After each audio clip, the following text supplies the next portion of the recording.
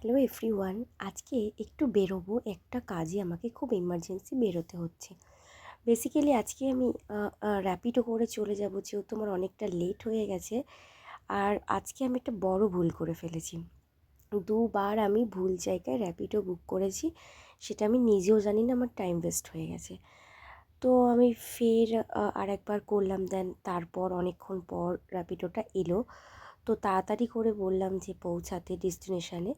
তারপর পৌঁছানোর পর এখানে অনেকটা লেট হয়ে গেছে। আর ভাবছি কখন পৌঁছাবো, দিয়ে কাজ টাজগুলো সব মিটে গিয়ে এবার আমি বাড়ি ফিরবো।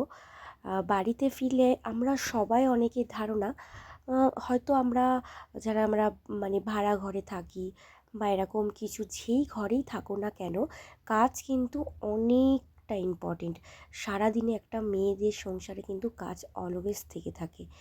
তো এইটা কিন্তু কেউ কেউ ভাবে যে ও তিনজনের সংসার, তাহলে হয়তো কাজ কম। বাট যে মনে করবে আমি আমার সব কিছু সামলাবো, শুধু খেয়ে বসে কোনো রকম করে বসে থাকলে সেটাকে তো আর কাজ বলা যায় না।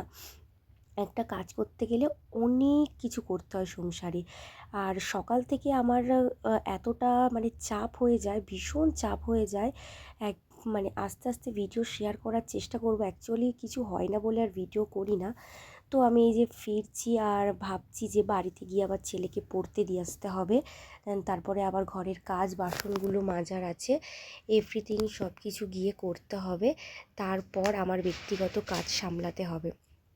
এইবার এইগুলোই ভাবতে ভাবতে যাচ্ছি, দিয়ে তাড়াতাড়ি করে একটা রিক্সা করে নিয়েছি, যেহেতু আমাকে তাড়াতাড়ি পৌঁছাতে হবে, ছেলেকে টিউশন যেতে হবে।